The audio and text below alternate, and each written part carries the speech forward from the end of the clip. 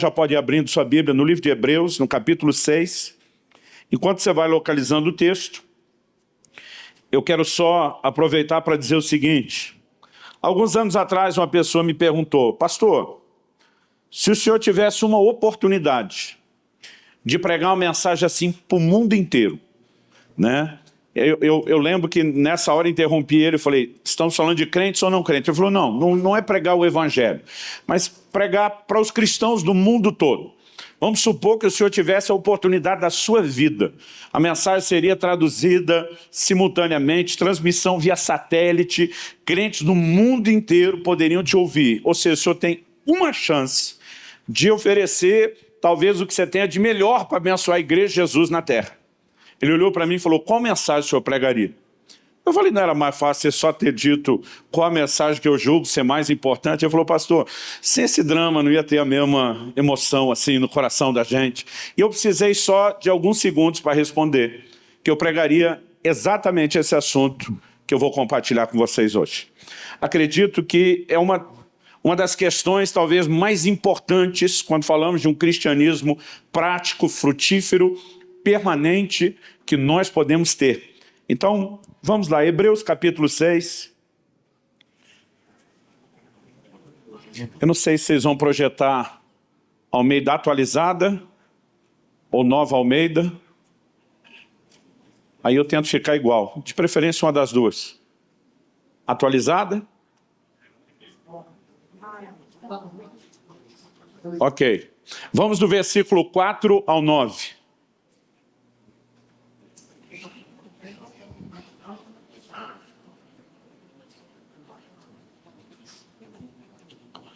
Eu estou dando uma conferidinha ali, porque às vezes tem uma diferença, apesar que não deveria pela sigla, entre ARA e só RA. Mas nós já vamos descobrir lendo, não deve ser tanto também.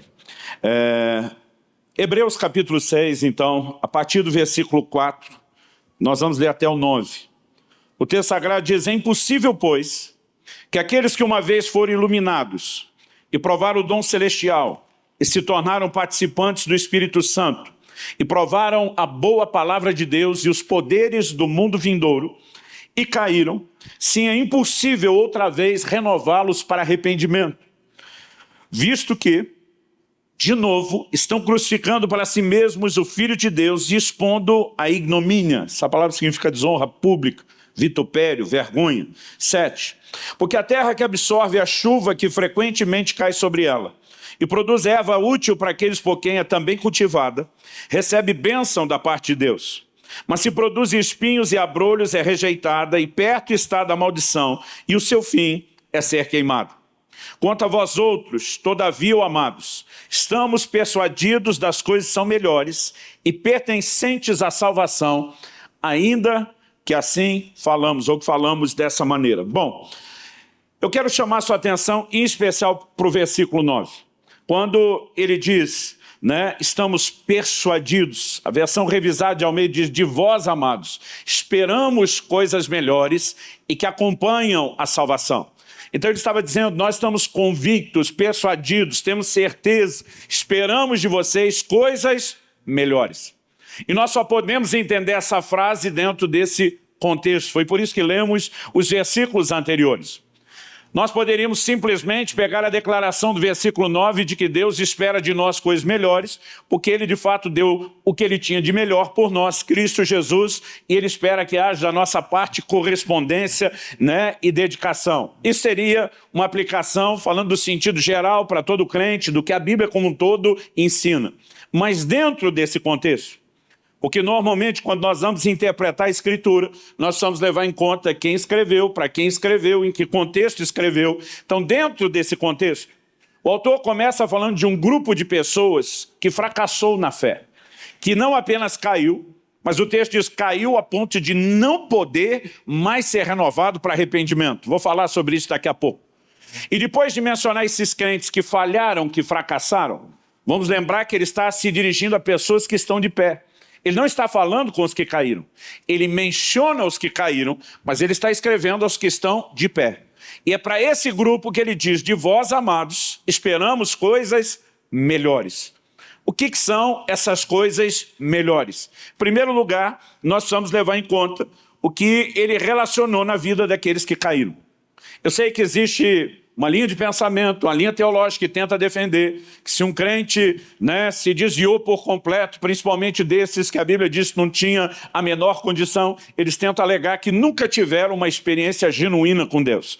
Eu discordo com veemência.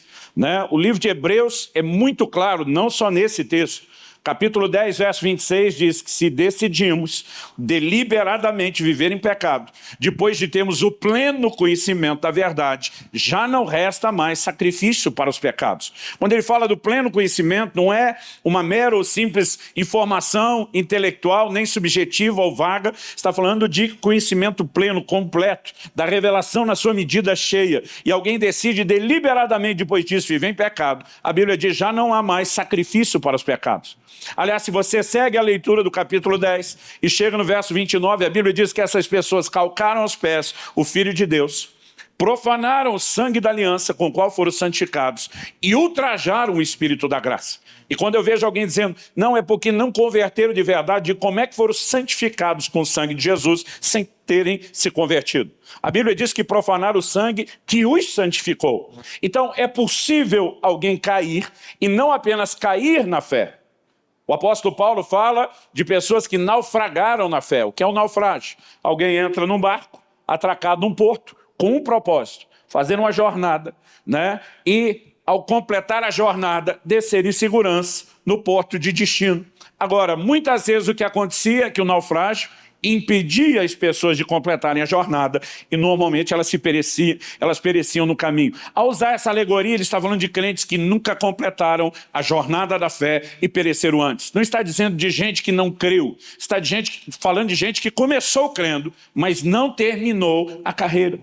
Jesus, em Mateus, no capítulo 13, na parábola do semeador, fala de gente que a semente da palavra nem produziu fruto no coração. É gente que ouviu e não deu resposta para Deus. Mas ele fala de gente que recebeu a palavra, ela inicialmente dá fruto, mas é abortada no meio do processo. Seja que caiu em solo rochoso, seja que caiu entre espinhos, nós precisamos entender que mais importante do que apenas começar a carreira cristã, é terminá-la, é concluí-la. É poder dizer como Paulo, combati o bom combate, encerrei a carreira e guardei a fé. E a mensagem que eu quero compartilhar hoje, ela vem baseada nessa preocupação pastoral, que eu carrego no meu coração. Eu tenho percebido, e já antes de ser pastor eu sabia disso, desde que nós éramos mais ou menos 30 milhões de evangélicos na nação, que a média de desviados é gigantesca. A média é de 1 para 1. Para cada um crente firme que você tem hoje dentro da igreja, você tem do lado de fora um desviado. Quem prega um pouco o evangelho, toda hora vai esbarrar com gente que se desviou e se afastou de Jesus por aí. E essa estatística se mantém até hoje. No último censo, há 10 anos, quase 11 atrás, nós éramos 40 milhões de evangélicos na nação. As fontes mais conservadoras estão dizendo que somos hoje no mínimo 50. Os mais empolgados estão dizendo que já passamos dos 60 milhões. Eu vou esperar o próximo censo sair, porque a gente pode ter simplesmente uma opinião que não é baseada em fatos claros. Mas uma matéria publicada na revista Veja, eu lembro que era matéria de capa, não me lembro se foi no finzinho de 2016 ou logo no início de 2017. Eu lembro que o prazo eram 23 anos, dizia que no máximo, até 2040, os evangélicos seriam maioria na nação. Isso não é uma palavra profética, gente. Isso é gente que nem necessariamente gosta muito da gente ou dos nossos valores, admitindo, aplicando pura estatística, que na pior curva gráfica do crescimento, em no máximo 23 anos, isso na época, nós seríamos maioria na nação. O crescimento da igreja evangélica nos mostra que o evangelismo, embora possa melhorar, não é o nosso maior desafio. O nosso maior desafio repousa nessa estatística. Se hoje somos 50 milhões de evangélicos, nós temos pelo menos 50 milhões de desviados. Poderíamos ser o dobro. E isso é o que preocupa o meu coração. Eu lembro quando começou a se falar muito a respeito da importância de células e discipulados, já no final da década de 90 no Brasil, a conversa entre os pastores era, nós não podemos deixar que a porta dos fundos seja do mesmo tamanho que a da frente, que o povo saia do mesmo jeito que entra. Hoje em dia nós não estamos querendo nem ter porta dos fundos, na época a gente só queria diminuí-la. Mas Eu lembro que logo no início do meu ministério eu pensava, bom, se uma pessoa de fato tiver um encontro genuíno com Cristo, precedido pelo arrependimento, Jesus, antes de pregar a fé, dizia arrependei-vos, e depois ele dizia crede no Evangelho. Eu pensava, se a pessoa tiver um encontro genuíno, precedido pelo arrependimento, que então seja acompanhado de uma fé que brota de uma revelação da palavra de Deus, e é selada com o novo nascimento. Se essa pessoa for introduzida numa experiência com o Espírito Santo, tiver um bom discipulado e orientação bíblica, e aprender logo cedo a importância do sobrenatural, das marcas do reino de Deus evidentes na sua vida, provavelmente esse crente não vai ter problema.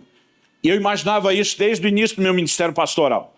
Para meu choque, com poucos anos à frente da igreja, eu descubro nesse texto de Hebreus que essas pessoas tinham todas essas características. Quando o autor diz que é impossível renová-los para arrependimento, ele está admitindo que houve um arrependimento prévio. Então eles passaram pelo arrependimento. Quando ele diz que foram iluminados, ele não só diz que a luz de Deus resplandeceu nas trevas da vida deles, mas o termo iluminado no Novo Testamento enfatiza revelação. Eles não receberam um evangelho mal pregado, mal explicado. Eles tiveram entendimento espiritual, foram iluminados. Quando o texto diz que receberam o dom celestial, está falando de novo nascimento. E para poupar tempo, em vez de gastar tempo aqui provando que essa frase fala do novo nascimento, eu vou para a próxima, que exige que eles tenham que ter nascido de novo. O texto diz que eles se tornaram participantes do Espírito Santo. Se você recordar lá em João 14, quando Jesus diz, eu vou preparar-vos lugar, ele diz, não vou deixar vocês órfãos, eu vou enviar um outro consolador, um outro ajudador, referindo-se ao Espírito Santo. Ele diz, o qual o mundo não vê, nem o conhece, nem o pode receber.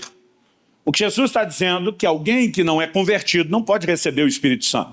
Em Romanos 8:9, Paulo diz, se alguém não tem o Espírito de Cristo, esse tal não é dele, porque quem é dele tem o Espírito Santo e quem não é dele não pode ter. A Bíblia é muito clara sobre isso. Portanto, quando o texto diz que eles se tornaram participantes do Espírito Santo, isso significa que não apenas nasceram de novo, mas receberam algo vital, como nós vamos falar na ministração, para a sua caminhada com Deus. O texto diz, eles provaram a boa palavra de Deus. Essa palavra traduzida aqui, provaram, ela dá a ideia de testar o sabor. Portanto, há traduções que preferiram, saborearam, degustaram a boa palavra de Deus.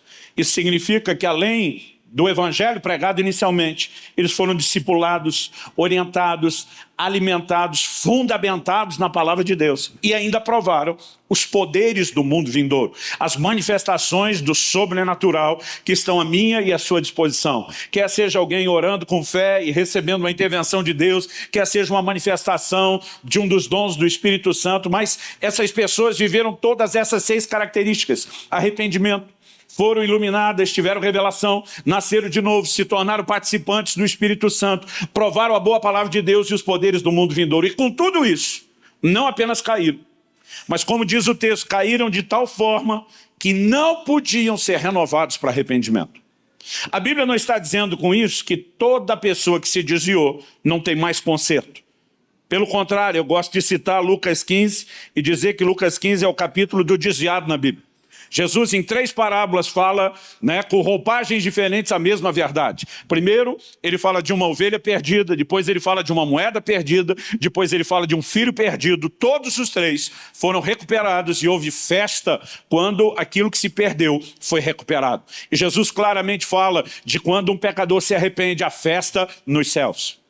Quando Tiago escreve, as últimas palavras de Tiago na sua epístola, capítulo 5, versículos 19 e 20, se for rápido de endereço pode acompanhar, senão só anota, ele diz, meus irmãos, se algum entre vós se desviar da verdade, alguém o converter, saber que aquele que converte o pecador do seu caminho errado, salvará da morte a alma dele e cobrirá multidão de pecados. Então a Bíblia está dizendo de alguém que desviou da verdade, mas foi recuperado, restaurado. Portanto, não estou dizendo, em absoluto, que os desviados estão comprometidos. Aliás, eu creio no mover de Deus de grande restauração entre os desviados da nossa nação.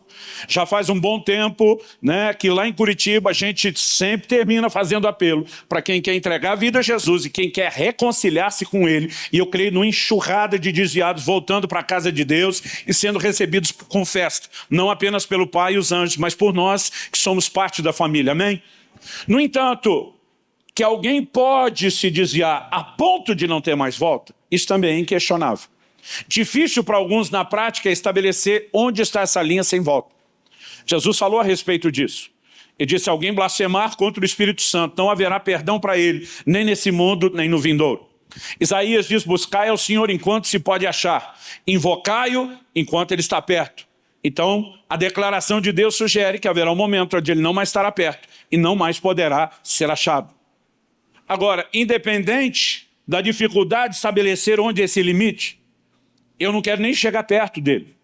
Outro dia o irmão falou, pastor, eu preciso saber onde é o limite para não brincar. Eu falei, não, você precisa não brincar justamente porque não sabe onde é o limite. Porque pelo jeito você quer saber o limite para brincar até perto dele.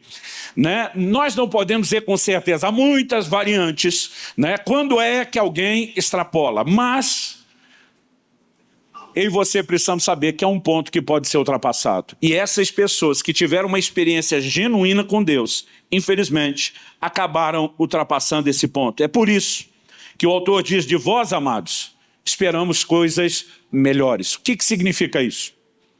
Que todas essas 6 evidências no grupo que caiu, arrependimento, ser iluminado, nascer de novo, participar do Espírito Santo, provar a boa palavra de Deus e os poderes do mundo vindouro, embora sejam coisas não só importantes, elas são vitais, não há vida cristã sem elas. O que ele está dizendo não é que elas não são importantes, mas o que ele está dizendo é que elas não são suficientes. Se você quer concluir essa carreira, e eu não sei você, mas não há nada que me mova tanto na minha caminhada com Deus do que imaginar esse momento final de cruzar a linha de chegada. De ver o rosto sorridente, feliz de nosso Senhor, dizendo, servo bom e fiel, entra no gozo do teu Senhor. Eu vivo a minha vida em função desse dia, eu vivo a minha vida em função dessa frase. Eu quero completar a carreira como o apóstolo Paulo declarou. E quero ver o maior número possível de crentes vivendo exatamente da mesma forma e completando isso. Então, quando ele está dizendo esse grupo de vós, amados, esperamos coisas melhores, ele está dizendo que essas coisas são importantes, mas não são suficientes para quem quer terminar. Ou seja, eles tinham isso, mas faltou alguma outra coisa que deveria ser tratada, né, como não só importante e vital, mas inegociável. Então o ponto prático é, o que é essa coisa melhor que se espera de nós? Coisas que acompanham a salvação. Não é algo que precisamos para ser salvos, é algo necessário na vida dos que já foram salvos. Deus não exigiria de nós coisas melhores, por meio da sua palavra, sem ser claro a respeito do que é isso. Em primeiro lugar, se a gente não consegue entender o que são as coisas melhores, nós nem podemos satisfazer a expectativa de Deus. E se Ele exige de nós algo que a gente não sabe o que é, além de ser impossível correspondermos, seria no mínimo injusto. Então a pergunta é, o que exatamente se classifica nessa expectativa? Eu creio que nos versículos 7 e 8 nós temos a resposta. Durante muito tempo, lendo esse texto, eu olhava para os versículos 7 e 8, com aquela sensação, falando a linguagem informática, de que alguém copiou e colou o texto no lugar errado. Eu já fiz isso escrevendo, sem querer, né? Copiei ou recortei de algum lugar um texto e sem querer inseri em outro. Na hora que eu lia, não fazia sentido nenhum. Eu dizia, não me lembro de ter escrito essa coisa sem pé nem cabeça, até entender o que é que eu tinha feito. No entanto, quando você avalia esse texto, e algo que eu tenho aprendido, é principalmente quando estamos diante de textos que têm algum desafio de interpretação, é que a gente não apenas procure os comentários e a opinião dos estudiosos. Há momento onde isso ajuda e há momento onde isso atrapalha. Eu costumo fazer isso, mas algo que eu dou mais valor até do que só esse tipo de consulta e estudo, é gastar muito tempo com o texto. É ler, reler, Então lê mais uma vez, e outra vez, e lê de novo, e orar, e ler, e ficar diante de Deus, dizendo, Senhor, o que é que eu não enxerguei? O que é que eu não estou entendendo? Até que, de repente, parece que os olhos da gente se abrem. E, de repente, você enxerga o que estava ali o tempo todo. Eu lembro que depois de um processo de muito tempo nesse texto, o Espírito Santo me fez perceber que os versículos 7 e 8, na verdade, são uma parábola, uma alegoria, uma ilustração que é colocada no meio da história. A prova de que isso não está fora do contexto é que no versículo 9 ele vai arrematar a ideia dizendo, de vós amados, vocês estão de pé, esperamos coisas melhores do que o que tinha na vida daqueles que caíram. Então, considere comigo, o autor de Hebreus está escrevendo a um grupo de crentes firmes, falando a respeito de crentes que fracassaram. Então vamos mudar a terminologia e dizer, ele está escrevendo a crentes bons, falando de crentes ruins, em termos de cumprir o propósito. E aí, de repente, ele entra com uma alegoria falando de terra boa e terra ruim. Vamos ler de novo os versículos 7 e 8. Ele diz, porque a terra que absorve a chuva, que frequentemente cai sobre ela, e produz erva útil para aqueles por quem é também cultivada, recebe bênção da parte de Deus. Mas se produz espinhos e abrolhos, é rejeitada, perto está da maldição, e o seu fim é ser queimada. Eu lembro que o dia que eu entendi que o texto está falando de terra boa e terra ruim, como referência a crentes bons e crentes ruins, eu de repente comecei a pensar, peraí, qual é o diferencial entre um tipo de terra e outro? Qual é um diferencial entre um tipo de crente e outro? E a minha primeira percepção, que depois evidentemente se mostrou, quando você avalia o todo da mensagem bíblica equivocada, foi imaginar, bom, a primeira terra produz fruto, porque sobre ela chove. A Bíblia fala de chuva frequente caindo sobre ela. Mas no versículo 8, quando fala da terra ruim, não só não menciona a chuva, como fala de espinhos e abrolhos, que normalmente são o quê? Os indícios de uma vegetação numa terra seca, árida, de quase nenhuma irrigação. Então eu deduzi, sobre uma terra chove e sobre outra não. Mas, se isso fosse verdade, e quando falamos espiritualmente das chuvas, nós não podemos ignorar que a chuva é um investimento divino para que a terra seja frutífera. Então isso significaria que Deus está favorecendo um grupo e não está favorecendo outro. Isso significaria que a terra, então, ela seria vítima e não responsável a respeito do assunto. Porque não está no poder da terra fazer chover sobre si mesmo. Então quem determina a chuva é que seria o responsável e não a terra. E como dizer que você espera algo melhor de alguém se não está à altura da pessoa corresponder com aquilo que se espera? Se isso, na verdade, está estabelecido, determinado em um outro nível. Agora, essa própria ideia de um determinismo, que muitos querem classificar como se fosse o funcionamento da soberania de Deus, não cabe aqui. Porque o texto diz que a terra sobre a qual cai a chuva e produz bom fruto, ela recebe a bênção de Deus. Em outras palavras, ela recebe a bênção porque frutifica. E não frutifica porque recebe a bênção. Dá para entender a diferença? Então vamos de novo. Se a terra desse fruto só porque recebeu a bênção de Deus, então a gente estaria dizendo, Deus abençoa quem Ele quer que frutifique. E Ele amaldiçoa quem não quer que frutifique. Mas não é isso que o texto está dizendo. O texto está dizendo que quem frutifica, Deus abençoa. Em outras palavras, Deus diz, eu correspondo à sua correspondência comigo. É bem diferente. Nós não vemos aqui Deus determinando, aliás, não é Ele que determina sobre quem chove ou não chove, nem no natural, nem no espiritual. E eu vou te provar pela Bíblia. No Sermão do Monte, Jesus diz que Deus faz sair o sol e cair a chuva sobre justos e injustos. Ele não está selecionando sobre quem manda a chuva, sobre quem não manda. Nem no natural, e agora vamos falar, nem no espiritual. Joel capítulo 2, ele começa a profetizar sobre as primeiras e últimas chuvas. As traduções mais antigas dizem a chuva temporã e serôdia. Eram as chuvas que antecediam o plantio e depois as chuvas que antecediam a colheita. E depois de usar essa ilustração, ele aponta para a interpretação dessa ilustração, dizendo em Joel 2:28, e acontecerá que nos últimos dias derramarei do meu espírito sobre toda a carne. A chuva é um dos sinais que aponta o derramar do Espírito Santo na Bíblia. E mesmo quando Deus está falando desse tipo de chuva espiritual, Ele não está sendo seletivo. Ele não diz que é derramar do Espírito Santo sobre os crentes apenas. Ele não diz que é derramar sobre os crentes bons.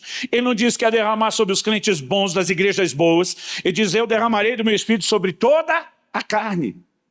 Há uma ação do Espírito Santo na vida de toda a humanidade. Pastor, mesmo no não crente, principalmente no não crente. Mas o Senhor diz que ele não pode receber o Espírito Santo habitando nele. Isso não significa que o Espírito Santo não está trabalhando nele para que isso aconteça. A Bíblia diz que é o Espírito Santo que convence do pecado. Só existe arrependimento no coração do homem porque, de alguma forma, o Espírito Santo está trabalhando e o homem precisou corresponder com o Espírito Santo.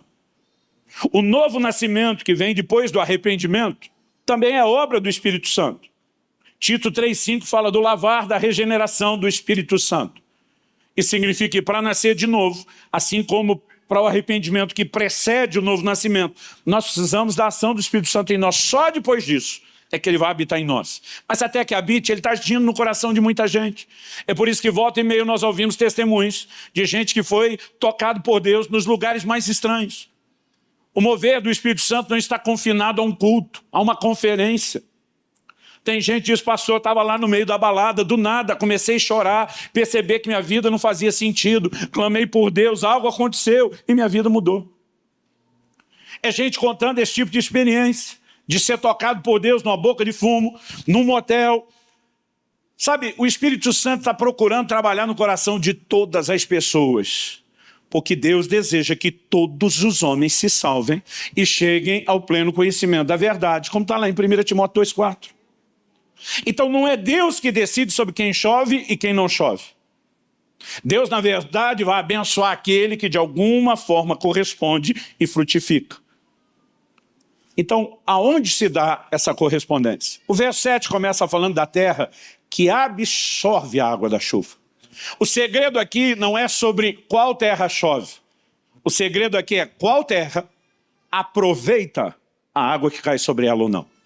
A palavra aqui traduzida absorve aparece 66 vezes no Novo Testamento. Todas as vezes no original grego, ela é traduzida como beber. Algumas versões mais antigas diz a terra que embebe a água da chuva.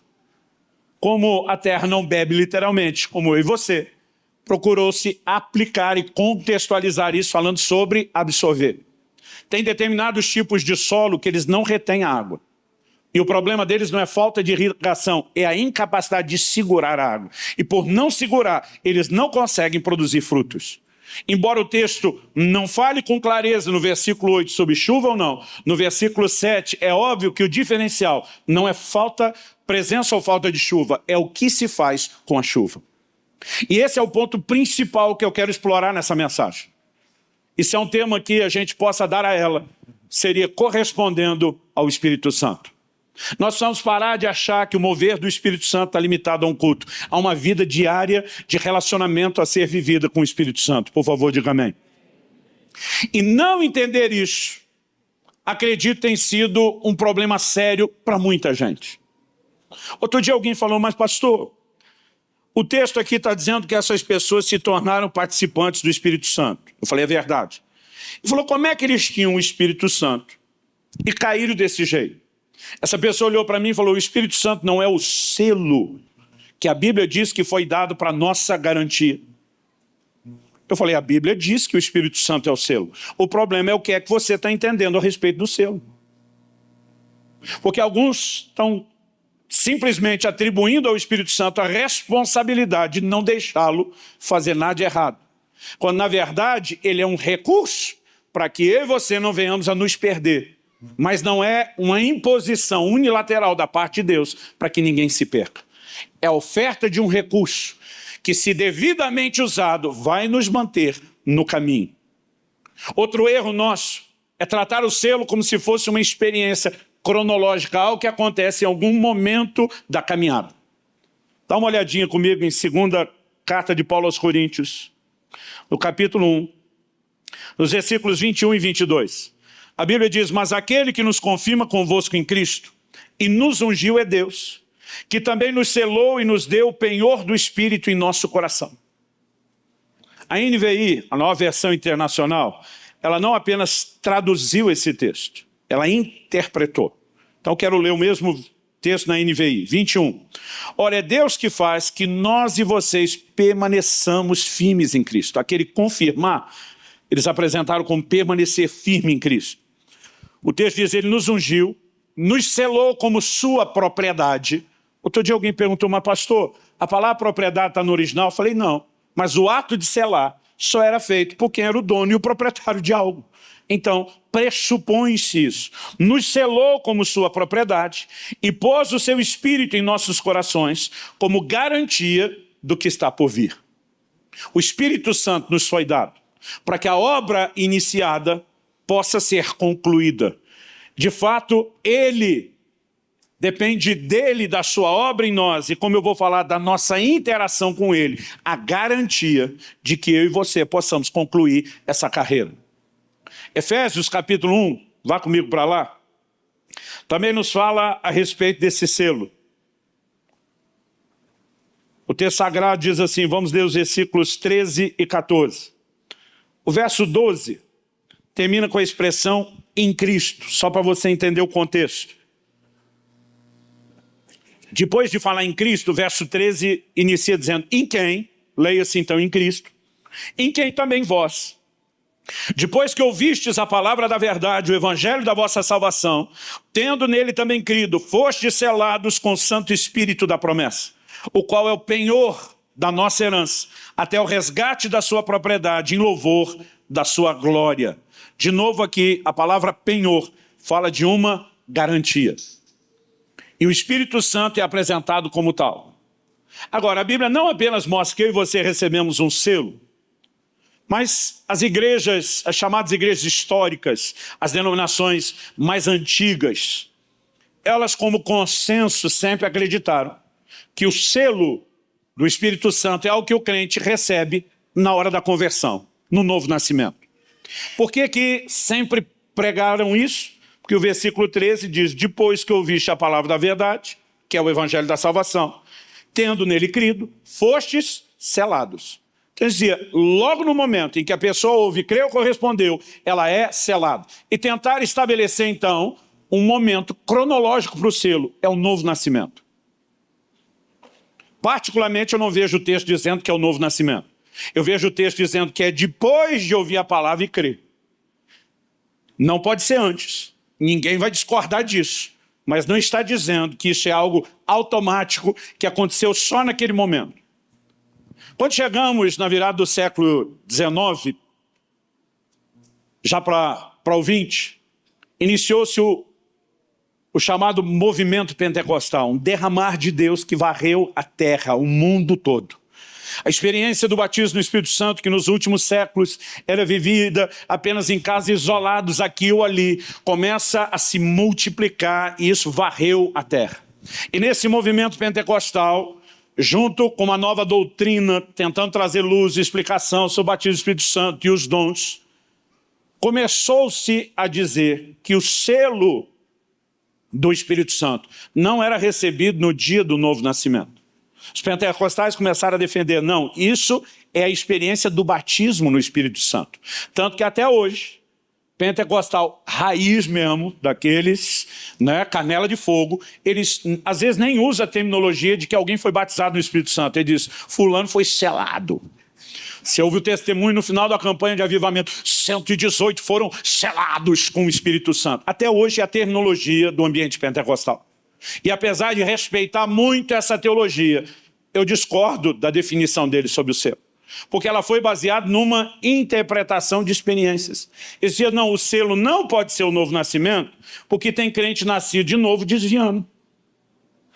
Então eles diziam, tem que ser o batismo no Espírito Santo, que é o que não deixa o crente desviar. Só que bastou algumas décadas de movimento pentecostal para se constatar que no mundo inteiro, crente nascido de novo e cheio do Espírito Santo continuava desviando. Aliás, era só ter lido Hebreus, que gente que participou, se tornou participante do Espírito Santo, pode desviar a ponto de não ter mais recuperação. O problema é que eles estavam tentando criar a ideia de um selo, tanto relacionado a uma experiência cronológica em algum lugar, como algo que atribui uma experiência vinda de Deus que não deixa eu e você nos perdermos. E com isso, nós perdemos completamente o entendimento do que deveria ser o selo. Efésios capítulo 4, versículo 30, diz, e não entristeçais o Espírito Santo de Deus, com o qual fostes selados para o dia da redenção. Paulo interpreta essa dinâmica do selo como algo que tem a ver com um relacionamento com a pessoa do Espírito Santo e não com uma única experiência. E aqui nós precisamos entender o que é absorver a água da chuva, o que é o ato de corresponder com ele. Eu disse antes que o Espírito Santo é quem convence do pecado, logo sem o Espírito Santo não tem arrependimento. Agora, isso não significa que a obra é unilateralmente, divina, que só Deus faça algo. O mesmo Deus trabalha no coração do homem para que ele se arrependa, manda uma mensagem ao homem: arrependei-vos. E esse imperativo mostra que o homem tem responsabilidade de arrependimento. Mas o arrependimento nem é uma obra só humana, nem é uma obra só divina, é uma interação do homem com Deus. Quem está entendendo, diga amém. Aliás, essa é a dinâmica da ação do Espírito Santo apresentada na Bíblia o tempo todo. Em Romanos 8, 26, o apóstolo Paulo diz que o Espírito nos ajuda na fraqueza. A palavra ajuda, no português, ela pode ter dois sentidos. Ela pode falar de um trabalho conjunto, ou ela pode falar de substituição. Eu poderia, talvez, pedir uma ajuda, vou usar você de novo, Batista, que é o que está na minha frente, e dizer: Batista, me ajuda a mover esse púlpito. Isso pode ser entendido em dois sentidos. Eu posso estar ocupado fazendo outras coisas, e enquanto eu faço as outras coisas, ele me ajuda fazendo essa tarefa. Isso dá a ideia de substituição. Ou o púlpito pode ser algo pesado, e eu peço a ajuda dele porque eu não consigo fazer sozinho. Então eu estou convidando ele para um trabalho conjunto e não uma substituição. Agora, esse aspecto dúbio é só para aplicação da nossa palavra na língua portuguesa. A palavra que o apóstolo Paulo empregou no original é um palavrão, no sentido de ser grande: sunante lambanomai. É a composição de três palavras: sum, ante e lambano. Pastor Ilmai, é a conjugação da terceira pessoa no verbo depoente. Eu tinha decorado isso para impressionar vocês, mas esqueci o resto. Era bem legal do jeito que eu li lá. Mas o mai é uma conjugação. Sum. No início você pensou que eu conhecia muito as línguas originais, não era? Sum, ante e lambano, a composição dessas três palavras significa pegar firme. A palavra ante é bem conhecida nas línguas latinas, significa contra. Pegar firme, sum. Não, lambano é pegar firme.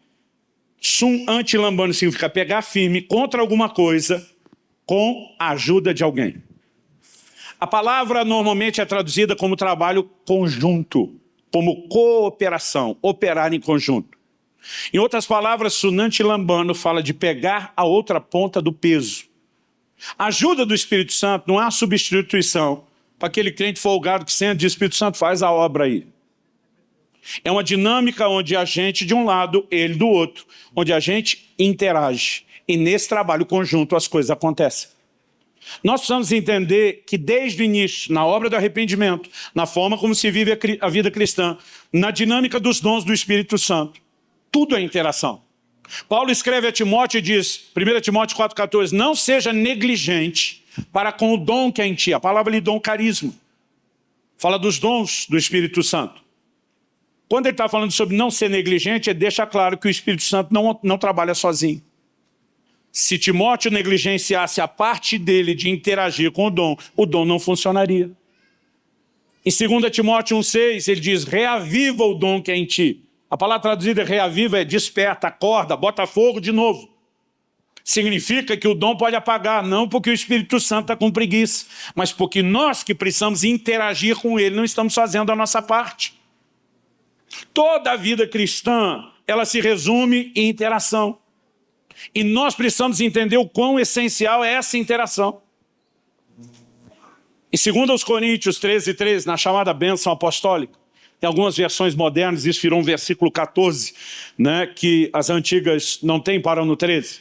Nós lemos lá, que a graça do Senhor Jesus, que o amor de Deus o Pai e que a comunhão do Espírito Santo seja com cada um de vós. Agora, sabe como eu acho que a maioria dos crentes desse texto, como algo mais ou menos assim, que a graça do Senhor Jesus, o crente para e fala, é forte. Isso aqui é importante, porque lembra da frase, pela graça sois salvos. Ele disse, se não fosse a graça de Jesus, eu estava lascado. Então ele diz, isso é importante. Aí ele continua, que o amor de Deus, o Pai, diz, também é forte. Importante, porque ele lembra de João 3,16. Deus amou o mundo de tal maneira que deu seu Filho. Ele disse, se não fosse o amor de Deus, eu estava perdido que só. É forte. Mas aí ele termina o texto. E que a comunhão do Espírito Santo, imagina o crente pensando, o que quer que seja, isso não é importante? Seja com cada um de vós. Pastor, por que o senhor disse que a maioria acha que não é importante? Porque a gente não pregaria tanto sobre a graça e o amor de Deus e ficaria tão quieto sobre a comunhão do Espírito Santo se a gente entendesse que é importante. A gente não cantaria tanto, e não estou dizendo que exageramos na outra parte, só que falhamos na última, a gente não cantaria tanto sobre a graça e o amor e tão pouco a respeito da comunhão com o Espírito Santo. Eu ouso dizer a você que assim como a graça de Jesus e o amor do Pai são essenciais, vitais à vida cristã, e não tem vida cristã sem eles, a comunhão com o Espírito Santo também é. Ela é apresentada no mesmo patamar, no mesmo conjunto, né, daquilo que o crente necessita. Mas de alguma forma nós acreditamos, né, diferente de alguns que talvez nem sabem direito a existência da dinâmica de uma experiência com o Espírito Santo, nós acreditamos que o que a gente precisava com o Espírito Santo eram algumas experiências. E esse foi o nosso erro. Então deixa eu fazer uma conta com você e avisar antes que eu não estou me perdendo na construção. Eu vou aparentemente dar uma volta para chegar onde eu quero. Hoje, dia 7 de fevereiro de 2021, eu completei exatos, considerando o ano bissexto e tudo, exatos 17.581 dias de vida. Para você não ficar fazendo as contas 48 anos. Por que eu fiz a conta em dias? Porque eu fiz um cálculo generoso, gentil, imaginando que se eu comi no mínimo 1 quilo de alimento por dia. Teve épocas da minha vida que isso era uma refeição. Até aquela fase de criança, né? Na época está só mamando, depois ainda pequeno comendo pouco, a fase que queria comer mais, mas não tinha muita coisa para comer em casa por falta de recurso, né? A nova fase, convertido agora. Então, para ser generoso, vamos pegar um negócio que meio que serve para todo mundo, incluindo as mulheres. Se eu tivesse comido 1 quilo de comida por dia, média generosa, isso significa que eu já teria consumido até hoje, no mínimo, 17,5 toneladas de alimento. Gente, é muita comida. Eu fico imaginando quanto espaço a gente precisaria para estocar aqui 17,5 toneladas, se é que caberia aqui em cima do palco. Na boa, eu acho que eu já consumi umas 25 toneladas. Mas vamos ficar com 17,5. É muita comida, é ou não é? Não é muita comida? Agora, se eu parar de comer a partir de hoje, o que é que acontece comigo? Em algum momento eu vou morrer. Mas pastor, o senhor já comeu mais de 20 toneladas, mas se eu parar de comer, eu morro. E esse é o problema de muito crente. Ele fica tentando colocar o selo numa experiência. Não, o dia que eu nasci de novo, eu fui selado. Não, é o dia que eu fui batizado no Espírito Santo. Não, é o dia que eu... Querido, não importa quanta experiência você teve com o Espírito Santo. Se você parar de relacionar-se com ele, você morre. E esse é o problema de gente que simplesmente constrói a dinâmica de interação com o Espírito Santo em experiências. O que eu e você precisamos é de um relacionamento, é de comunhão, é de interação contínua com ele dia após dia. Então essas pessoas foram participantes do Espírito Santo, provaram o sobrenatural, sim, mas em algum momento elas deixaram de apresentar as coisas melhores. E nós precisamos estar atentos. Quando o Evangelho foi prometido, lá no livro de Isaías, 700 anos antes de Cristo, já havia uma terminologia que depois seria largamente usada no livro de Atos. Quando você lê o livro de Atos, leia o livro de Atos prestando atenção quantas vezes vai aparecer a palavra o caminho. Eles não falavam cristianismo. A maneira como se referiam à nossa fé no início era o caminho.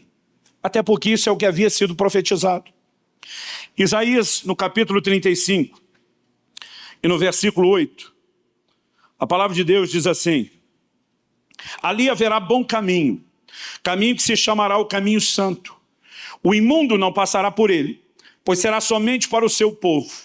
Quem quer que por ele caminhe não errará, nem mesmo o louco. Olha o que Deus está dizendo. Haverá um caminho santo. Não é para o impuro, é só para o povo de Deus. Agora Deus estava dizendo, a capacidade de ser bem-sucedido ao trilhar esse caminho não depende de informação, conhecimento ou habilidades humanas. Deus está dizendo, nem o louco vai errar o caminho. Deus está dizendo, eu providenciei um caminho tal que não há necessidade alguma de se perder ao longo do trajeto. Agora, para que você entenda isso, a gente precisa dar uma olhadinha no mesmo livro de Isaías. No capítulo 30 e no verso 21.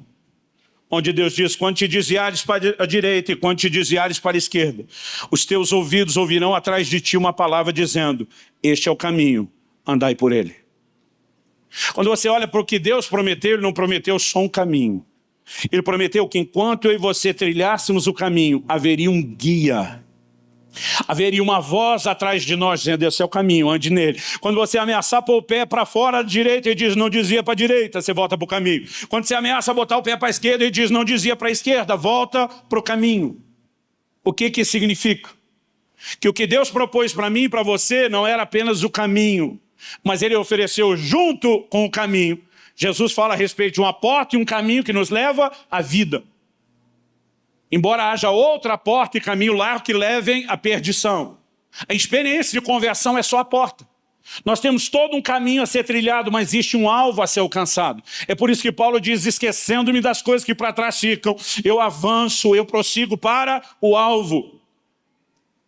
Passar pela porta no encontro com Cristo foi extraordinário, mas isso é só o começo. O que realmente conta não é o começo, é o fim desse caminho, é aquilo que nos aguarda e nós não podemos nos perder. E Deus diz para que ninguém se perca. Eu vou dar a vocês um guia. De quem Ele estava falando? Em Romanos 8,14, Paulo diz, os que são guiados pelo Espírito de Deus são filhos de Deus. Um dos sentidos dessa palavra traduzida guiado significa ser tomado pela mão e conduzido até o destino final. Eu gosto dessa ideia. Quando eu completei 7 anos de idade, e na época meus pais me matricularam no que era a primeira série do ensino básico fundamental, hoje já seria o equivalente ao 2º ano, eu lembro do meu desespero. Era uma escola longe de casa, né? Era um bairro por onde eu não andava, eram pessoas diferentes, eu estava apavorado, morrendo de medo de ir no primeiro dia. Na minha cabeça de criança eu achava que a escola ficava a uns 5 quilômetros. Alguns anos atrás voltei como adulto e com o carro medi 900 metros, não fechou nem 1 quilômetro. Mas para mim como criança parecia uns 5 quilômetros, era muito longe. Eu estava apavorado com tudo, com a distância, com toda a novidade. E naquele primeiro dia de aula, meu pai disse, eu vou te levar à escola. Ele me pegou pela mão, em casa. Ele sai comigo pelo portão, ele anda comigo até chegar à escola, ele não me deixou no portão da escola, ele entrou. Ele descobriu qual era a sala onde eu estava ali matriculado, me colocou naquela fila de alunos, me instruiu a respeito do hino que iriam cantar. Eu brinco que a maioria, né, dos novos aí não faz ideia do que é isso. Eu sou de uma época que a gente cantava o hino nacional todo dia antes de entrar na sala de aula. E ele diz, depois do hino, você segue essa professora, essa fila, vai andar em linha reta e entrar por aquela porta. Pensa no menino que ficou seguro e tranquilo. Quando a Bíblia fala do Espírito Santo nos guiando, eu lembro dessa imagem. Só que em vez de imaginar papai me pegando em casa para me deixar na fila da escola, eu imagino o Espírito Santo pegando pela minha mão e dizendo, eu vou caminhar com você até o fim, até que você cruze aquela linha, eu não vou largar a sua mão. É por isso que Deus diz, nem o louco vai errar esse caminho. Porque não depende da sua habilidade, não depende do seu conhecimento. Basta apenas que você tenha sensibilidade. Alguém que vai te dirigir. Quem está entendendo, diga amém. O problema é que nós criamos expectativas sobre a vida no Espírito Santo muito distinta do que realmente é. Quando eu olho para o Novo Testamento, eu vejo uma importância que era dada à pessoa, à obra, a experiência, o relacionamento com o Espírito Santo, que nem de longe nós vemos na igreja moderna. Jesus falou para os seus discípulos o tempo todo a respeito do Espírito Santo. Quando em João 14 ele diz, olha, eu vou preparar lugar, mas não vou deixar vocês órfãos, vou enviar um outro ajudador. Às vezes eu li esse texto e eu imaginava o Espírito Santo meio como um estepe. Já que vai faltar um pneu, que Jesus está indo, vamos botar alguém para o carro não ficar capenga. É quase como se ele viesse para tentar manter o nível, não fosse a mesma coisa. Porque muitos de nós não olhamos para o mistério bíblico da Trindade, um só Deus, 3 pessoas, A maioria de nós não olhamos para o Espírito Santo como uma pessoa. A gente imagina uma coisa, uma energia, uma força. Mas ele é uma pessoa. Mas um dia eu estava meditando em João 16 e eu levei um susto. Porque em João 16, Jesus não fala do Espírito Santo quase como um estepe, alguém que vai se esforçar para tentar manter o mesmo nível. Jesus diz em João 16 para os seus discípulos, convém-vos que eu vá. Ele está dizendo, é importante e necessário para vocês que eu vá. Ele diz, porque se eu não for, o Consolador não vem. Olha a diferença. Jesus não está dizendo agora, o Consolador vem porque eu estou saindo. Ele está dizendo, eu tenho que sair. Porque se eu não sair, o Consolador não vem. Então Jesus está dizendo, eu tenho que sair de cena para que ele venha. Agora ele vem para tentar manter um nível inferior, não. Jesus diz, eu tenho muito o que vos dizer, mas vocês não podem suportar. Quando, porém, vier o Espírito da verdade, ele vos guiará toda a verdade. Jesus está dizendo, ele não vem só para tentar manter o nível, ele vai subir o nível. Ele vai trabalhar em vocês coisas que nem eu pessoalmente com vocês consegui ainda. Quando você pensa na importância atribuída ao Espírito Santo, e outro dia alguém falou para mim, eu acho que o senhor está supervalorizando o Espírito Santo. Eu falei, aprendi com Jesus. Não só em declarações como a de João 16, Mateus 12, Jesus diz, toda blasfêmia proferida contra o Filho do Homem vai ser perdoada. Ele diz, mas a blasfêmia contra o Espírito Santo não. Aí outro dia alguém falou, então o Espírito Santo é mais importante? Falei, criatura, um só Deus, 3 pessoas. Embora haja elementos de submissão e hierarquia entre eles, você não pode determinar graus de importância. Mas o que você precisa entender é o papel de cada um.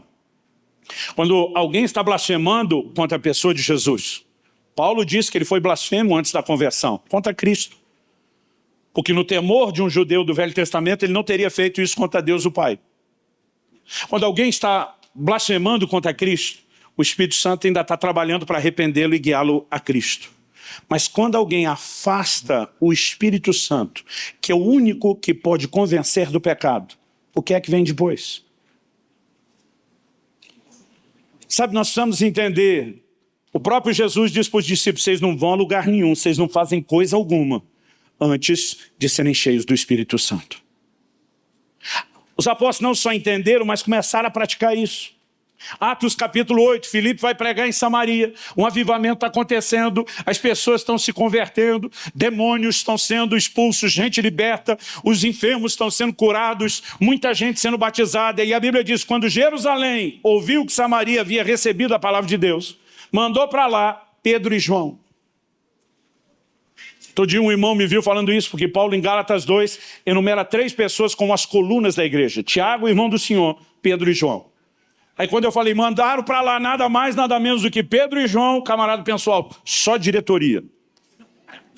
Isso significa o quê? Que eles estavam dando uma atenção especial. Vão mandar parte do que nós temos de melhor aqui no time. Para quê? A Bíblia diz, porque sobre nenhum deles ainda havia descido o Espírito Santo. Quando eles olham para aquele grupo de novos convertidos, qual é a prioridade? 0. Ele diz, primeiro assunto a ser resolvido. Eles precisam de um encontro com o Espírito Santo. Eles precisam ser introduzidos num outro lugar de experiência, agora que abraçaram a fé. É a mesma coisa que você vai ver em Atos capítulo 19. Em Atos 10, nós temos Paulo pregando na casa de Cornélio, mas não precisou ninguém elaborar um plano. O Espírito Santo caiu sobre os gentios no momento da conversão. Mas quando Paulo chega para pregar em Éfeso, Atos 19 diz que ele encontra um grupo que se intitulam discípulos. Primeira pergunta do checklist que Paulo faz para aquele grupo em Atos 19. Recebestes vós o Espírito Santo quando crestes? Gente, vamos parar para pensar nisso. Olha, aquela turma está dizendo que é discípulo. Tá bom, vamos checar. Primeira pergunta.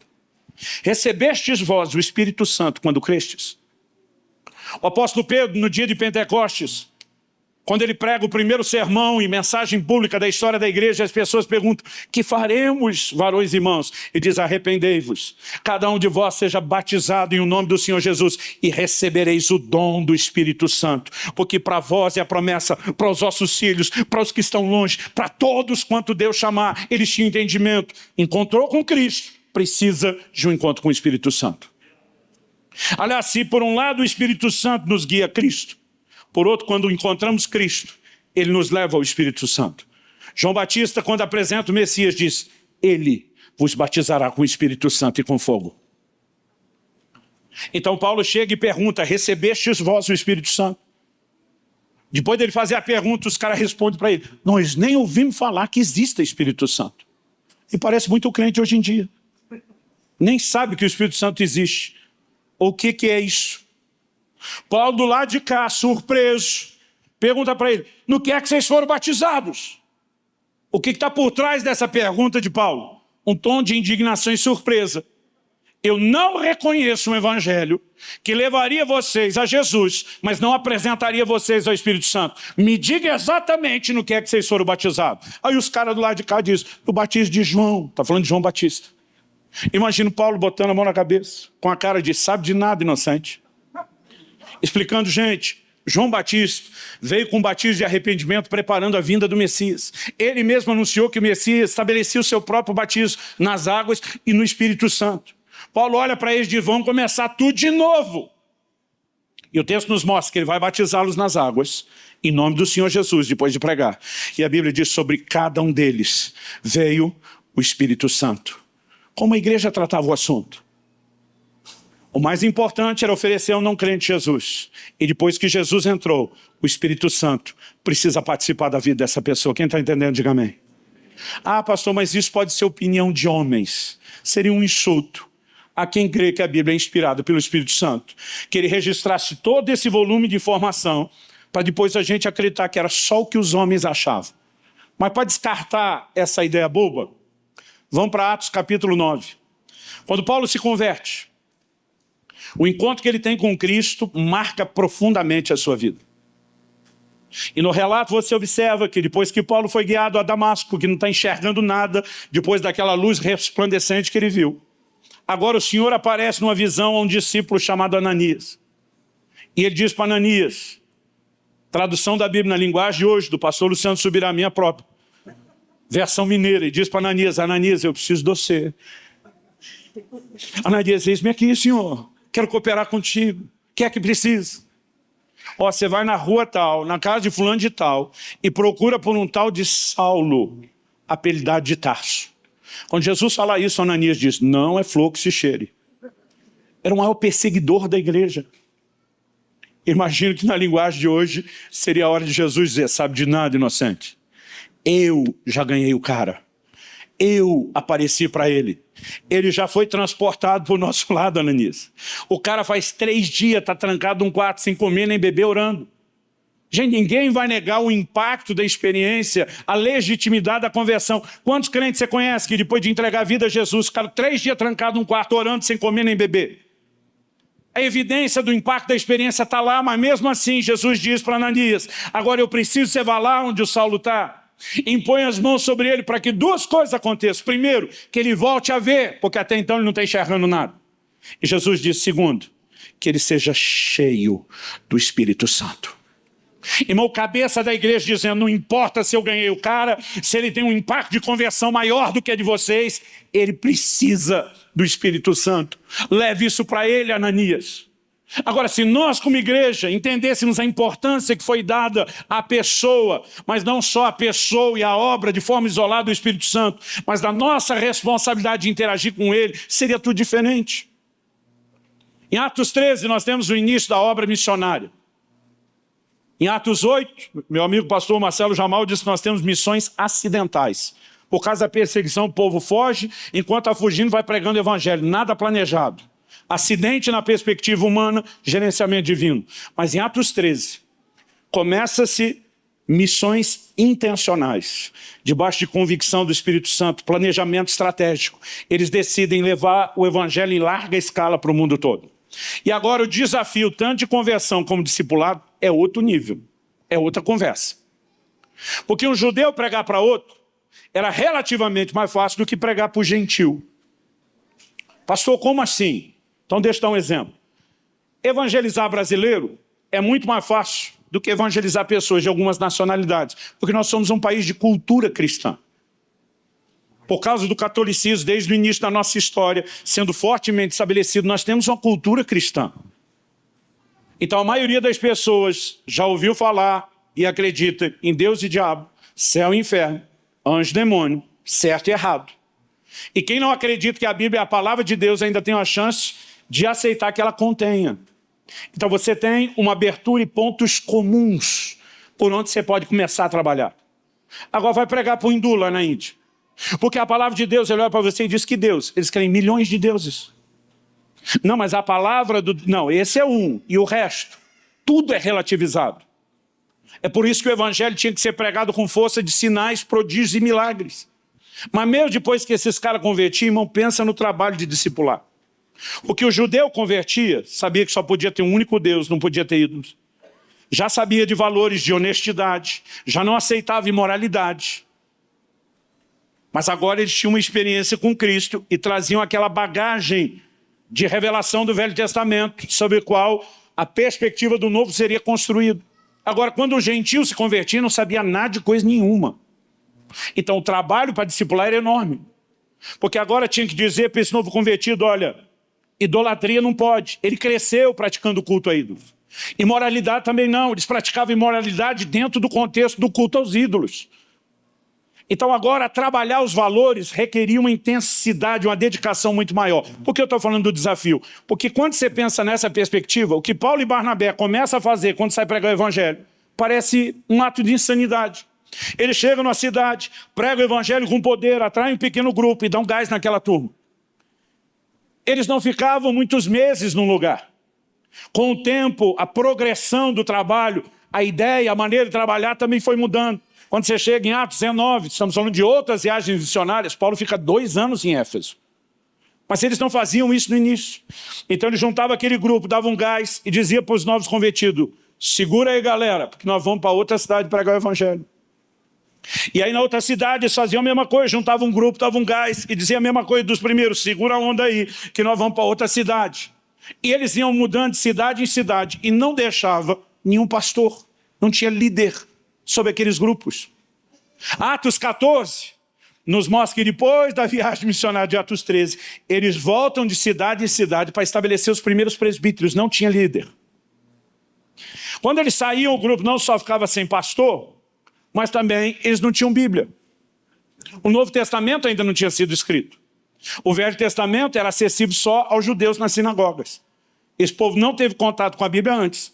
E quando os apóstolos iam embora, eles não tinham a Bíblia para continuar lendo. Não tinha classes de discipulado depois da ida deles mais. Eles não tinham, nós equivocadamente chamamos o prédio de igreja, isso não é igreja, é só um auditório, a igreja somos nós. Mas a gente tem um quartel-general desse, ajude muito. Não só no senso de identidade, mas de trabalho, de continuidade. Muitos daqueles grupos continuavam apenas com reuniões nas casas. Eles não tinham isso. Aí eu fico pensando, hoje em dia, nós damos prédio, nós damos Bíblia, nós damos pastor, e é difícil os crentes ficar firmes na fé. Agora imagina aquele tipo de gente convertido, sem nenhum background, sem nenhum pano de fundo cultural, com nada daquilo, tiveram uma experiência, uma atenção nos primeiros meses, e agora, entre aspas, estão por conta própria. Eu pensava, que loucura é essa? Só que eles tinham mais resultado do que a gente. Mais e melhores. Porque havia um segredo que nós temos desprezado. 1 de João 2, 20 e 27 é claro sobre isso. Vou misturar os 2 versículos. Ele diz, vós tendes a unção do santo e todos têm desconhecimento.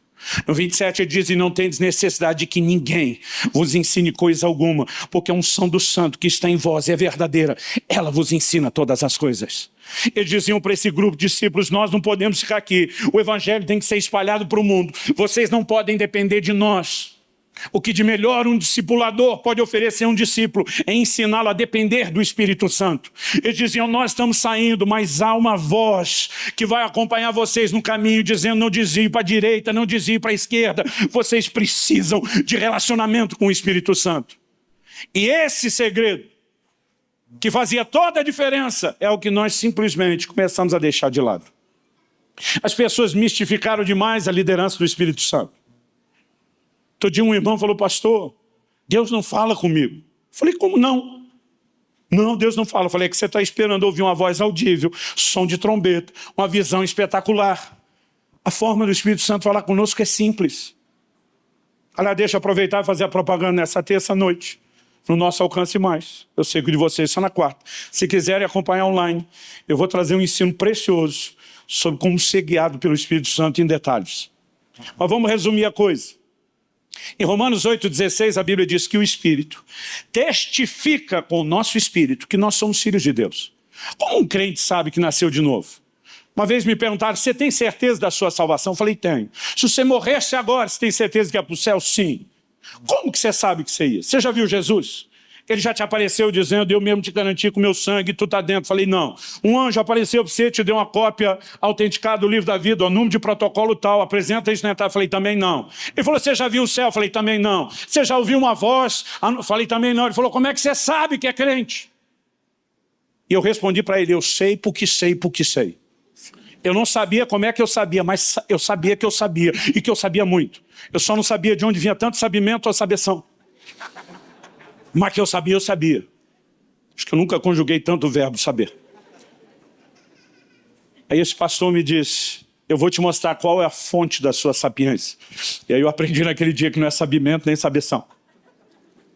Ele diz, o Espírito testifica, testemunha com o nosso Espírito que nós somos filhos de Deus. Há uma certeza interior que vem do Espírito Santo. E o crente sabe que é filho de Deus. Mas ele não precisou ter uma visão espetacular, ele não precisou de uma voz audível. Gente, a maneira do Espírito Santo comunicar é simples no nosso íntimo. O problema é que nós não prestamos atenção. Aí esse irmão está dizendo, Deus não fala comigo. Eu falei, fala, todo culto você tem um exercício de ouvir a voz dele. Quando chega a hora da oferta, duas vozes falam dentro de você. Uma diz, dá nada não. Ou dá essa menorzinha aí que está na carteira. A outra voz diz, dá sim, pula para outra, pega aquela maior. Eu falei, imaginando, e não estou fazendo chacota com quem tem problema, que é digno de compaixão e de acompanhamento. Mas eu falei para aquele irmão, considerando que você não é um esquizofrênico no mais alto grau de dupla personalidade, eu falei, como que você tem duas vozes discutindo dentro de você? Então, com certeza, uma delas não é sua. Eu olhei para ele e falei, considerando que nós já sabemos qual é a sua própria voz falando, seu avarento. Eu falei, de quem é a outra? Chamo você de voz, de sugestão, de pensamento, de sentimento. De quem é a outra fonte de sugestão para você ofertar? Aí ele querendo desconversar, falou, será que é o diabo? Eu falei, só se ele converteu, para querer que você oferte. Mas o Espírito Santo trabalha de forma simples. Você chega numa roda lá no trabalho ou na escola e a turma está contando piada. E você começou a divertir e rir, mas de repente migrou de piada para piada suja. E o problema da piada suja não é falta de graça. É que a graça tem a ver com outros valores dos quais nós não partilhamos. Mas você não só continuou rindo, como já abriu o baú da velha vida, contou nós também, todo mundo riu, e você achou que estava arrasando, mas quando você sai tem um desconforto dentro de você. Não é uma voz, não é uma visão, você não sabe explicar, mas algo dentro de você está dizendo, esse não é o seu lugar. Você não deveria ter permanecido nessa roda, nem rido e nem falado o que falou. Isso não é só a sua consciência, é o Espírito Santo. Mas vamos mudar de roda, porque essa era dos ímpios. Você juntou numa outra roda que é a dos crentes. Mas aqueles crentes da linguinha bifurcada. Daqueles que o veneno corre no canto da boca. E a turma se uniu para descer a lenha no outro crente que não está presente. E você juntou com eles, fez da sua língua um chicote, açoitou o pobre do crente que não tinha o direito de defesa. E quando você sai de lá, por mais convencido que o outro seja errado que você estava, tem algo dentro de você dizendo, você não deveria ter falado do seu irmão dessa forma. E aí você começa a discutir. Não, mas ele mereceu e tal. Irmão, se o Espírito Santo não fala com o crente, ele é das criaturas mais loucas que existe. De vez em quando eu falo com alguns, então com quem que você fica discutindo?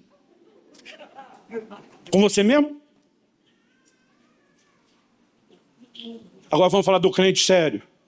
Aquele que entrou no lugar de oração para ter o tempo devocional. Ele começou a entrar no lugar em Deus, daqui a pouco ele está quebrantado. Ah, Jesus! Pode pedir qualquer coisa que eu te dou. E aí o Espírito Santo, que ele ainda não entendeu o que o Espírito Santo fala, perdoa fulano. Não. Fulano não. E aquilo volta dentro dele. Lembre de quantos bons momentos vocês já tiveram juntos. Da amizade, da história de vocês. Não deixe o que aconteceu afastado. Não. Aí em algum momento ele está até cedendo. Ele diz, posso até perdoar, mas vai ter que vir mendigando, rastejando. A minha vontade é perguntar com quem que você está discutindo, crente.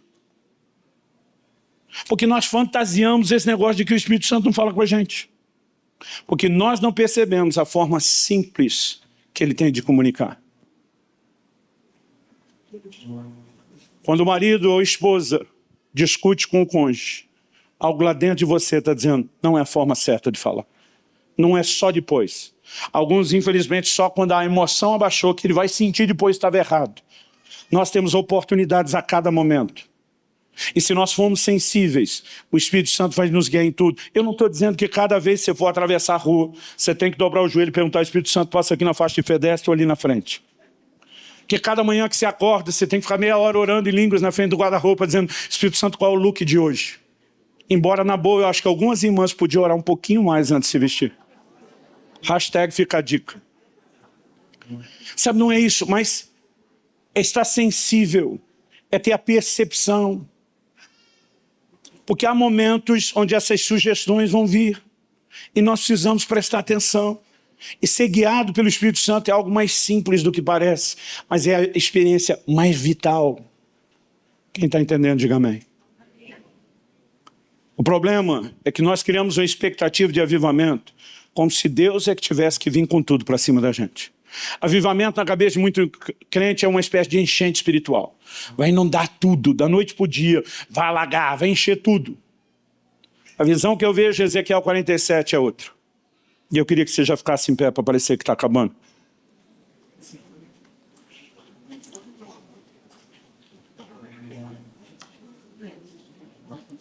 Ezequiel fala de águas que saem do santuário. Não são águas quaisquer. Na visão que ele tem por onde aquele rio passa, tudo volta a viver. O livro do Apocalipse fala que as águas emanam do trono de Deus, enquanto que Ezequiel fala só do santuário. Elas têm o poder de produzir o que nenhum homem ou nada humano produz. Então elas são uma referência clara de uma ação e de uma obra divina. No livro dos Salmos nós lemos a um rio, cujas correntes alegram a cidade de Deus. Eu creio que isso retrata a obra do Espírito. Agora, Ezequiel está diante desse rio e um anjo ao seu lado. E o anjo diz para ele, vem comigo, eles medem 1000 côvados, está mais ou menos meio quilômetro. Ele diz, depois de medir 1000 côvados, a água dava no tornozelo.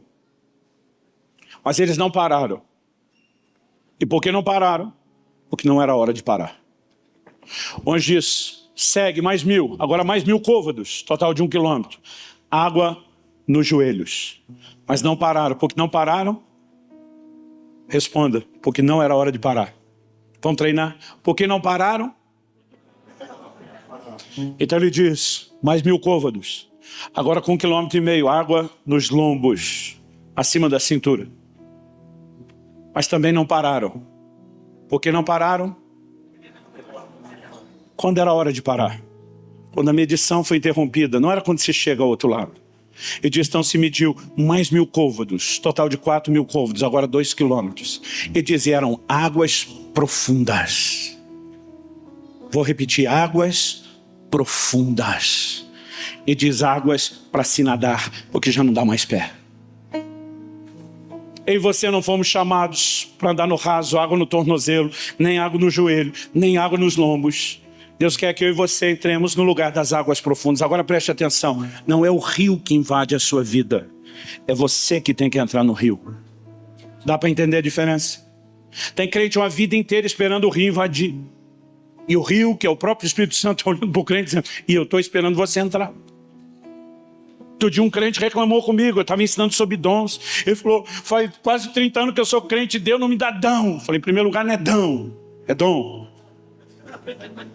Eu falei, segundo a Bíblia diz que você tem que buscar. Você está a vida inteira esperando Deus fazer algo e Deus está a vida inteira esperando você se posicionar e buscar. O rio não vai invadir você. Mas outra coisa que eu aprendo na dinâmica do rio é que à medida que eu e você entramos, a gente fica imaginando que a gente vai ter mais do rio. Na verdade, o rio está esperando ter mais de você. É você que vai entrando e afundando. É você que vai entrando e afundando. O nosso entendimento de ser cheio do Espírito é equivocado. A gente imagina que a gente chegou no culto assim com meio tanque do Espírito Santo. Aí a semelhança do carro no poço. Aleluia, esse culto eu sei tanque cheio. A gente imagina que ser cheio do Espírito Santo é ter mais dele. Não. Em João 3,34 a Bíblia diz que Deus não dá o Espírito por medida. E não vai te dando aos poucos. Então, pastor, o que é ser cheio do Espírito Santo? É ser totalmente preenchido e ocupado por Ele em todas as áreas. Em outras palavras, é quando Ele tem mais de você. Ser cheio do Espírito é a rendição plena, total. E à medida que eu e você vamos entrando mais, Ele vai tendo mais, em algum momento, enquanto a água está no tornozelo, enquanto a água está no joelho, nos lombos, eu e você com o pé no chão, a gente está escolhendo para onde vai. Mas olha que não dá mais pé. É o rio que te carrega. É o rio que assume o controle. Há um lugar de rendição, onde eu e você perdemos o controle e Ele assume. E nós precisamos entrar nesse lugar. Eu vou repetir o que eu falei antes, não importa quanta comida você já comeu. Se parar de comer, você morre. Não importa quanta experiência com o Espírito Santo você teve. Se parar de relacionar com Ele, você morre. Se eu e você queremos terminar essa carreira, nós não podemos perder de vista o que é interagir e corresponder com o Espírito Santo.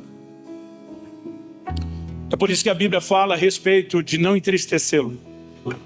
1 Tessalonicenses 5,19 fala de não apagá-lo.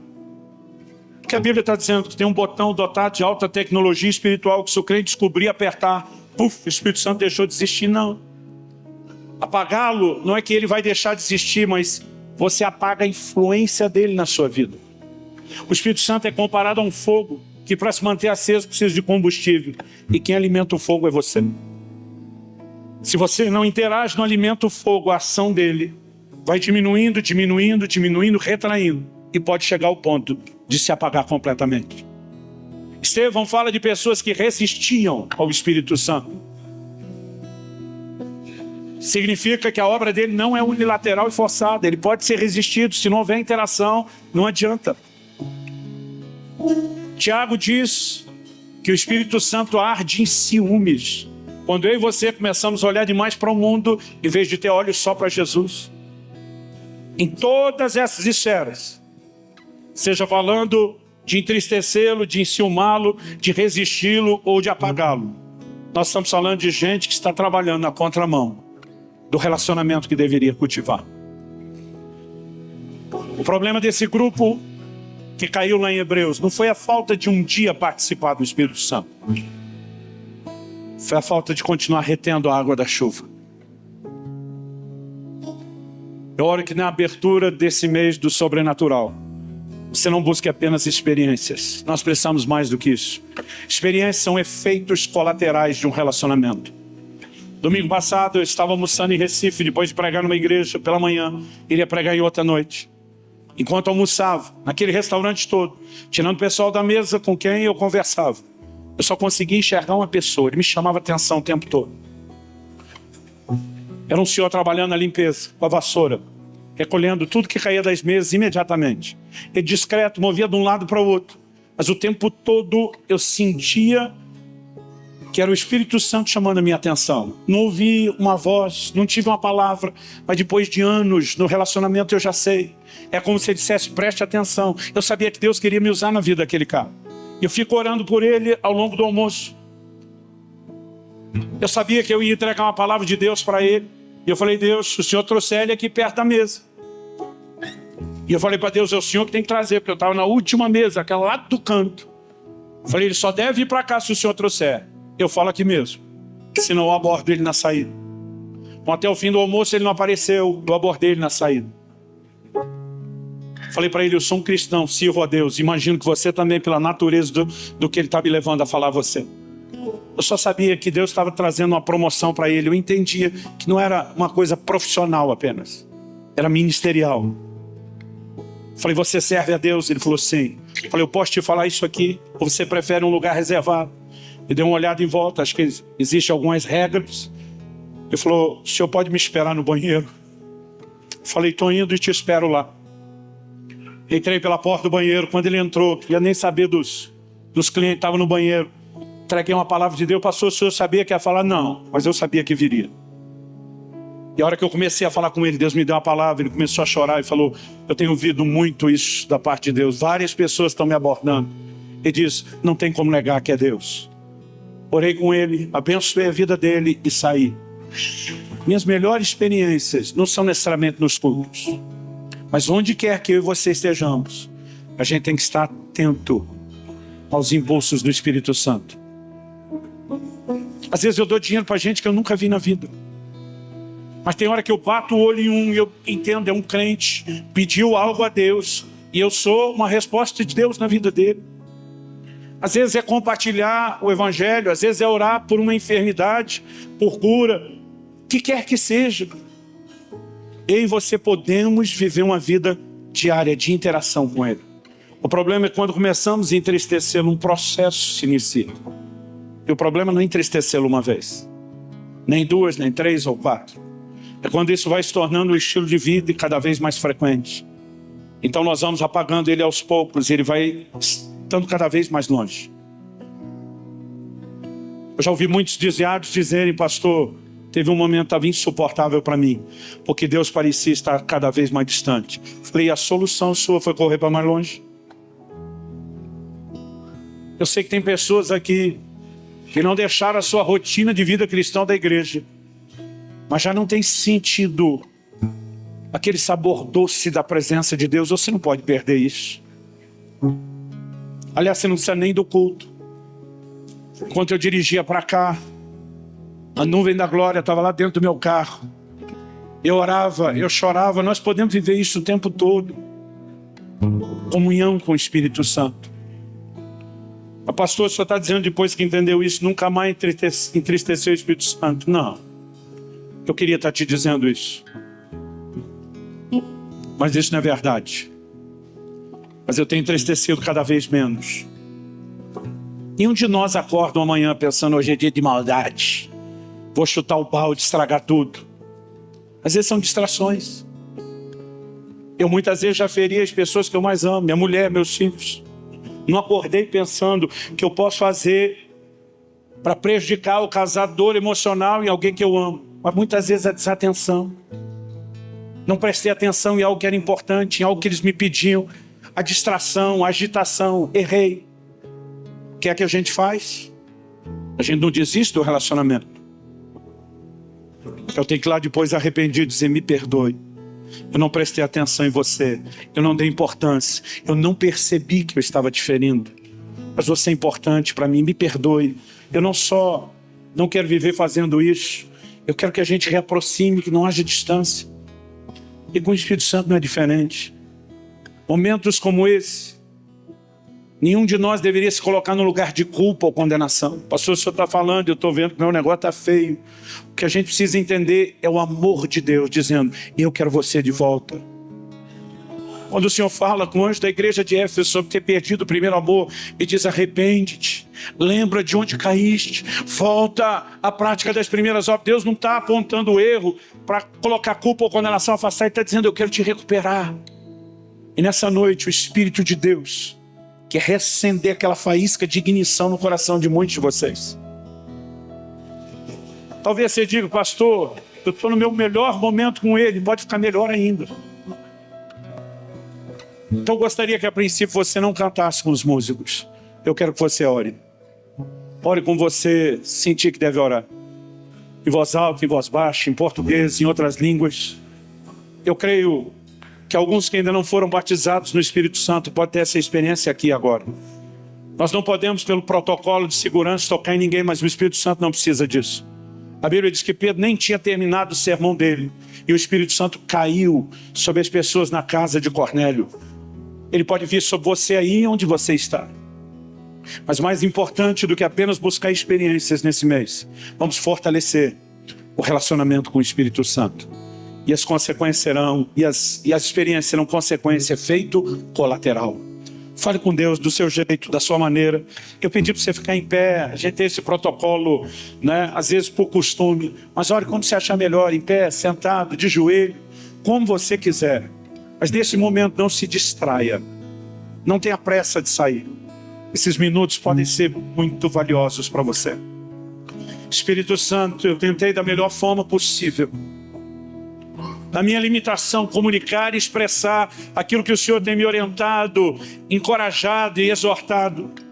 Mas se o Senhor não vivificar essa palavra no coração dos meus irmãos e irmãs, será só um discurso, só uma aula. E nós precisamos de mais do que isso. Espírito Santo, sopra sobre nós. Nós clamamos pelo teu toque nessa noite. Nós clamamos seja uma noite de restauração do relacionamento contigo. Nós oramos seja um ponto de despertamento para adentrarmos o rio. Nós queremos não apenas ter mais do Senhor, mas que o Senhor tenha mais de nós. Nós queremos entrar nesse lugar de correspondência e interação como nunca antes. Traz entendimento e aplicação personalizada da tua palavra. Traz teu sopro de vida. Traz teu toque sobre nós.